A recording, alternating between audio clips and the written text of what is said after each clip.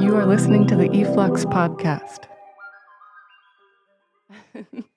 On this episode of the e-flux podcast, we're speaking with Mary Walling Blackburn and talking about her text, which appears in the current issue of e-flux Journal for summer 2018, which is focused on feminisms. Thank you so much for being here, Mary. Thank you. It's my pleasure. Can you tell us the title of the text? Sure. The title is Sticky Notes, and that is a signal that it is a text that is provisional. And yes, and it is also truncated. This is just part A. And how did you pick sticky notes? What's sticky? I think that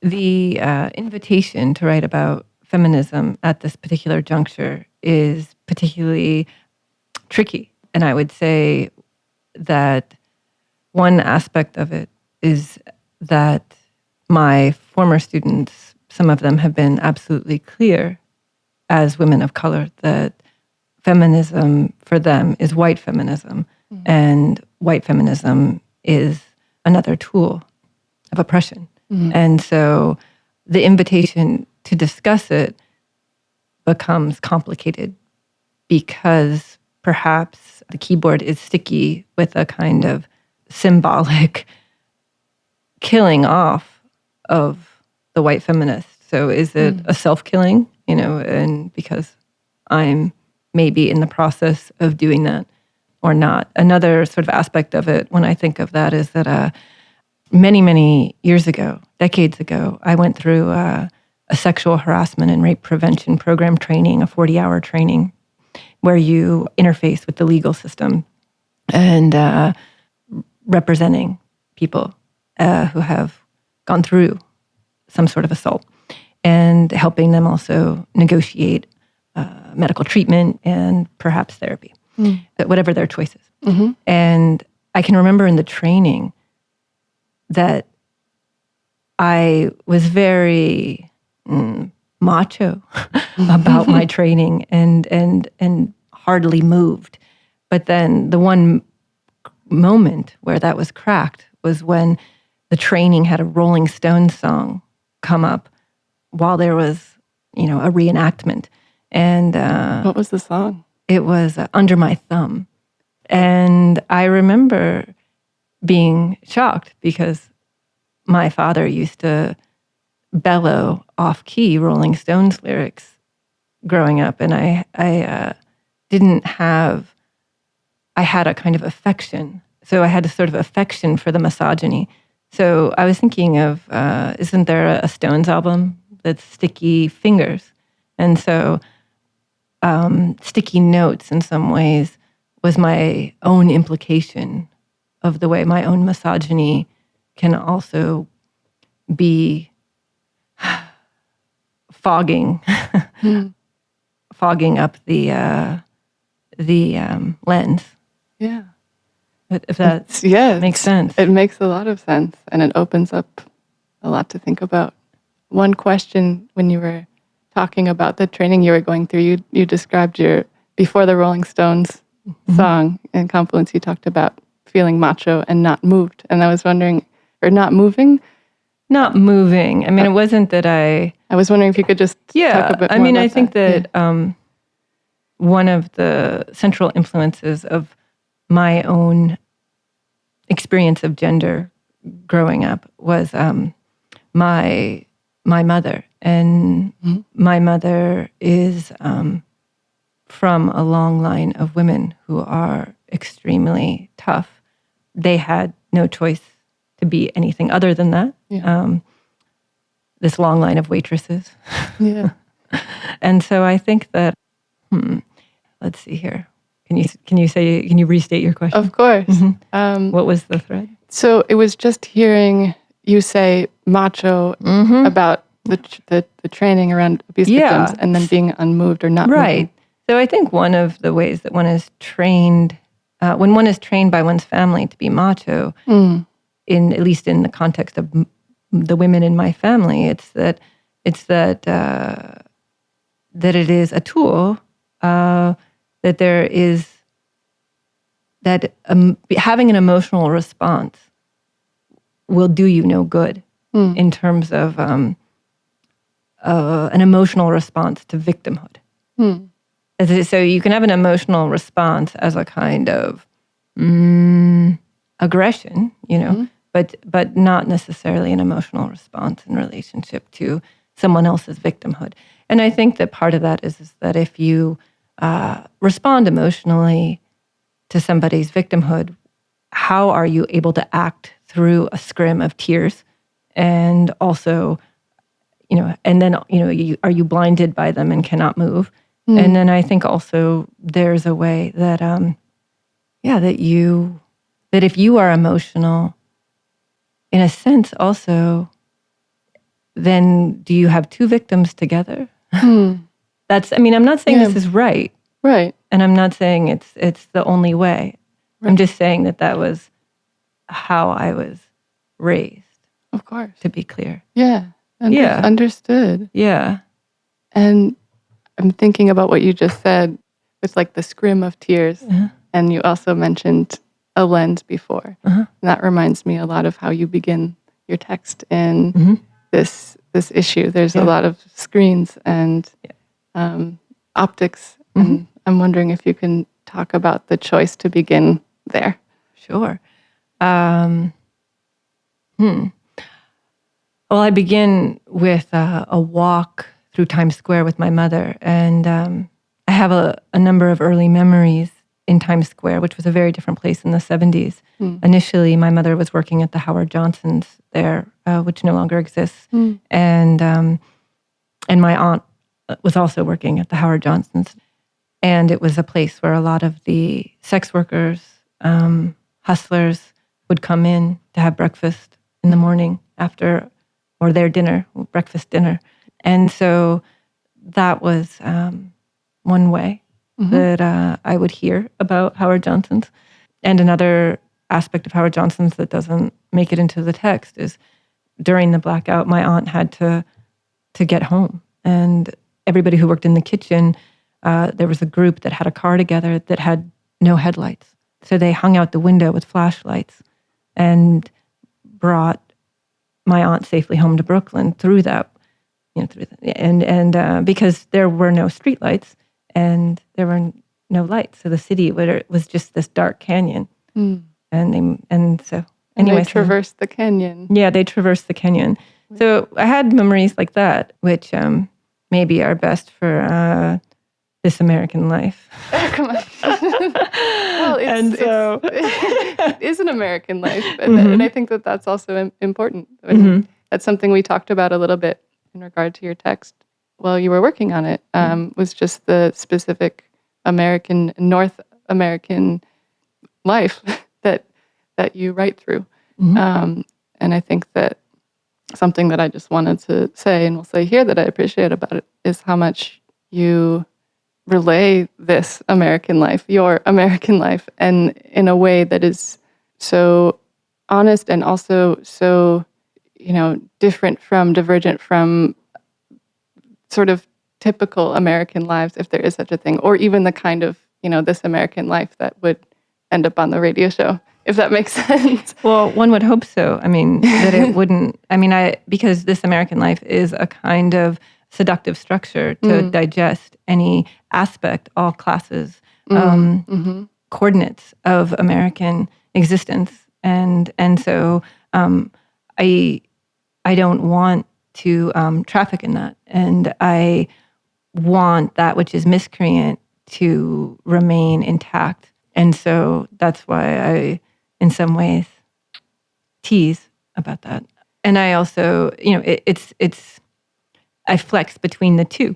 And I think I was mentioning this prior, that I was raised to fight institutions and their positions, to fight institutions that would never have me, is, I think, another sort of characteristic of where I'm from. Yeah. And even though this morning my host and I, or was it last night, we were discussing one aspect of the American, which is the white trash. And And he said that his aversion growing up to white trash was that, that they are the ones who could help themselves but choose not to. Oof. That was what he was raised to believe. Right. And as someone who would have qualified as white trash is basically, and perhaps, it's hard to say.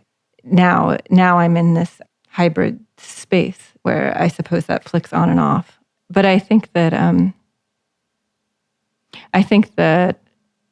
it's such a strong word to say. It almost evacuates all of the structures that we're building around it. I say the word and then I can't think anymore. Yeah. Which one? White trash. Like when I say the compound phrase. Yeah. And so it creates a kind of a hole in my thinking, even when I'm trying to attend to that. Sure. That hole. Yeah, like a trash can shaped hole or something. Yeah. It should be really literal. Yeah. But I think that I don't use that phrase in this, but it animates it. I mean, I think there are people like Dorothy Allison whose relationship to that is not as sonically and sonically severed. I don't retain the accents of my family, and so I've considered going back to an accent elimination center and reversals. But I don't know how that'll. But where would you go? Yeah. Where in which town would you find would you find the center? Yeah. And so I think like when we talk about white feminisms and the need to potentially seize their work, then I have to figure out the kind of work that I have been imbricated in within my lifetime around class and assault, and how that work works when it's in that corpse. But that's my problem. That's sure. But it's one that in sharing you open up for other people who may also be imbricated and implicated. Myself as also a white woman reading your text has like synapses firing and in a great way. And others who just need to hear this strength and ambiguity as well. But I think you wanted me to say something about cinema and why I started in that. Yeah. I started in Times Square because I was trying to think of my earliest memories of cinema and gendered cinema. And it is true that the earliest movie I'd ever seen was Bambi, right, or something, and it was in the theater alone with my cousin, right, at around age 3. But I didn't want to start with Bambi, and the gendering of Bambi didn't mean much to me in my memory. So I wanted to start with a memory that was about the beginnings of that, and when one, as a body with a vagina, which is the cinema in Times Square at that time was about, we could call it a vulva, we can call it a vagina. Right, which you go into in the text. Which I go into in the text. But, they're vulva heavy in a absolutely not in keeping with the Sheila Nagig, And so I think that I was looking at them thinking, well, I have that too. Is that what becomes of one when you have one? Is that an ending? Is that and when you're a child, often the child is thinking, what is my future? And so when you are a child with a vulva looking at these shimmering bodies that are about a hole, that you think, oh, am I just the dressings around that kind of hole? Yeah, and one that is like probably, I don't know, 6 feet tall or something. Just the hole. I don't know how big movie screens are actually, but depends. I mean, when you look at images from that time, it's it's a collage of and of many scales. But for me, I was my mother has always been very pro porn, so and so it was not clear necessarily where that lands. Sure. When you're looking at them. Sure. Right, because some people might have the experience of you can't look at this, or this is there are qualifications or judgments or sort of like sin level judgments attached to it for I guess a number of people's upbringings in countries that do not have that. It's like a open space. Is that a bad pun? I don't know. I mean, I don't know if I think it's so clear. I think that I don't think it's clear. Yeah.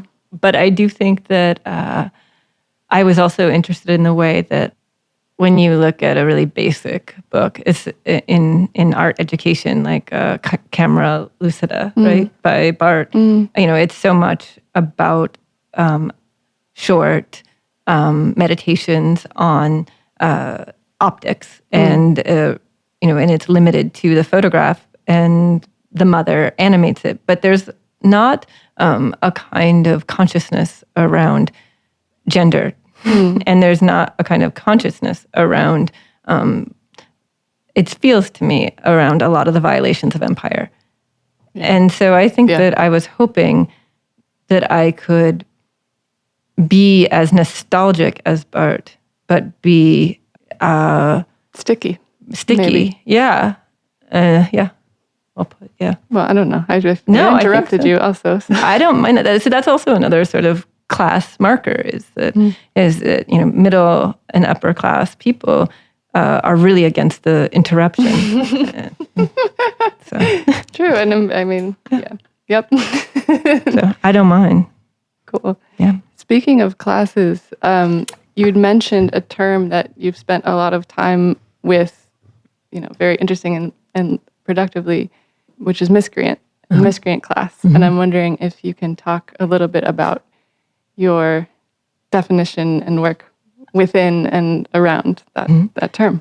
I mean, I think I have, you know, big fantasies that I, you know, would, I don't know, return to school and really, you know, sort of exhaustively circle it and define it. I think that one way that I've talked about it in the past, but haven't written, is that I have a lazy eye. And I mean, I do say that I have a lazy eye in this, but one thing that I said in relationship to the miscreant and the lazy eye is that I've said, I like to imagine that the lazy eye is a camera that's been recording everything happening at the edges. And I just need to access the real. And I think that the miscreant is a figure that is always on the edges and is maybe its eyes aren't focused, right? Its eyes are going in two directions. It has to operate in two directions simultaneously. And when people look at a miscreant or they look at someone with a lazy eye, they are uncomfortable. They say, there's nowhere for me to focus. I don't know where to focus my gaze. And so in a sense, the miscreant and that has the lazy eye rejects the gaze of that which is trying to pin it. Sure. And so I think it's a power, superpower. Yeah. So that's my hope, is that it not only allows me to say that, but I mean, I have this fantasy that is completely not going to bear true in my life. It might be just sort of impossible in terms of the category, but like sometimes one hopes that one has this band of miscreants, but the band of miscreants isn't necessarily going to operate along lines of fantasies either. You know, so basically, how do you mean? Well, historians have looked at something called buffalo skinners, and these were the buffalo skinners in the American West were described as a demographic of miscreants. It was escaped slaves, people from different First Nation tribes that had been expelled from their tribes for you know, various reasons, violating the taboos and the codes of their specific tribes. Immigrants, say like Irish and immigrants that also had somehow maybe were wanted, had also broken laws. But all of these people were moving together, creating a society, but they were working in this space where these states weren't actually formed yet necessarily. They were territories. They were territories that were being stolen. And so they were working on the stolen land, following these buffalo slaughters and essentially producing, you know, from them. So it's sort of a mobile factory on the edges of statehood. And so I think the buffalo skinners is kind of a warning, in a sense that you may want miscreants to bind together, but you don't really know how capitalism will animate it. You don't know how genocide will animate it, and so I'm not sure of my own. I think it's fine to not be sure of one's own desires, but I do have a desire to think through the miscreant optics, and to hope that there's something that cracks under that disheveled gaze. Hell yeah. Yeah. Is there anything else you wanted to ask since it's our last call? Yeah, I mean, what should we order? I don't know. I don't have an agenda in mind, but that actually reminds me of a question that I wanted to ask you at the beginning, but didn't while we were recording, which is, what do you want to talk about? What did you want to talk about before coming in here to record? Yes. Well, I think I'll probably be much more succinct now, but I think that it was important to me not to have any agenda, and the reason that I told myself that I wasn't having an agenda was because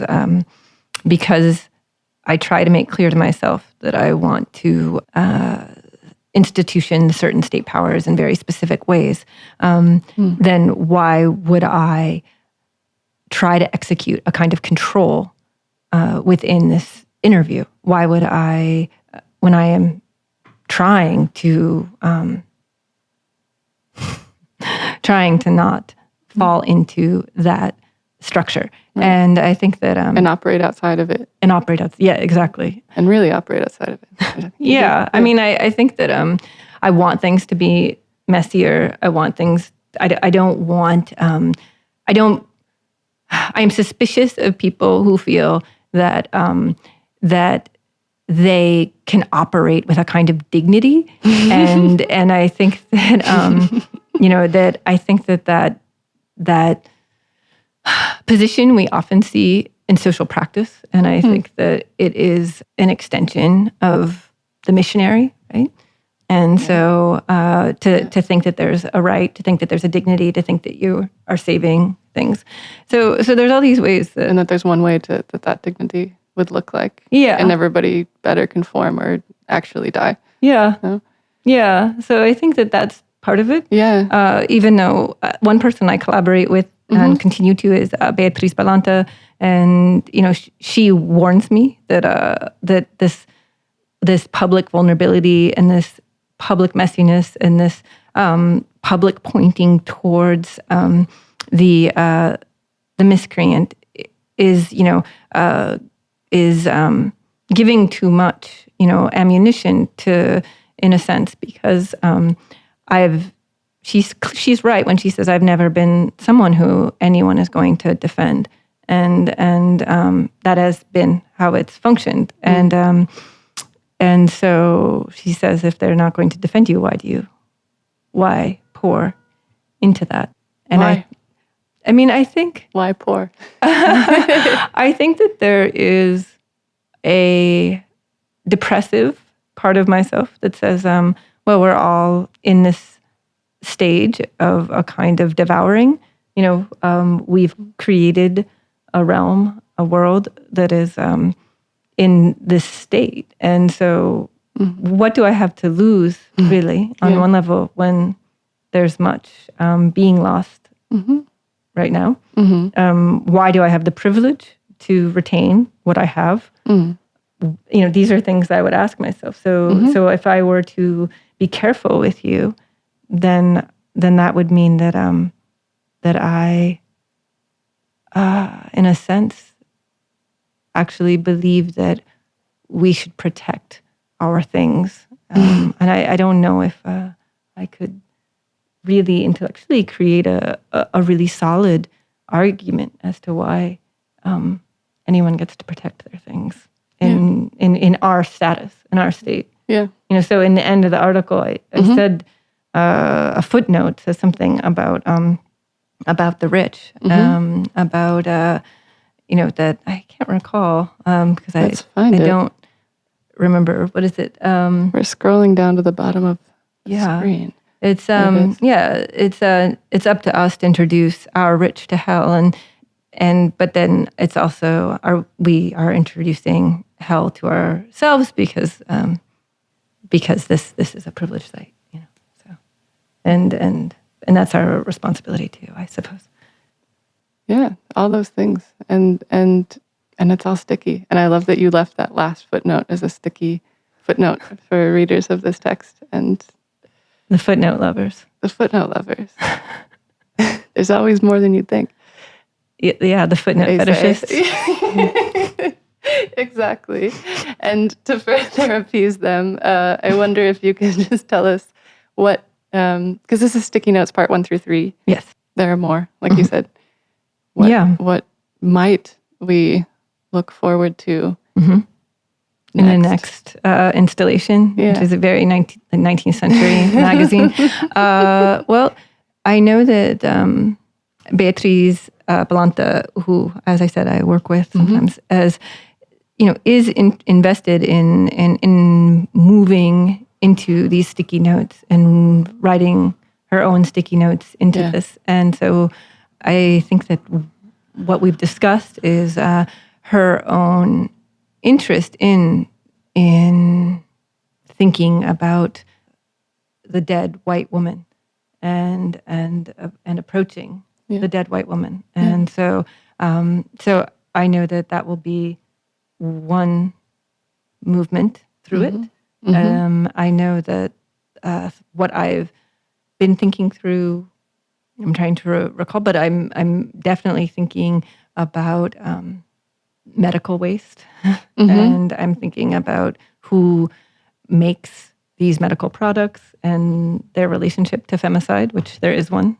So that's the teaser, good one, so to speak. I don't know. I think that's all I can say right now. But that's a lot. That's good.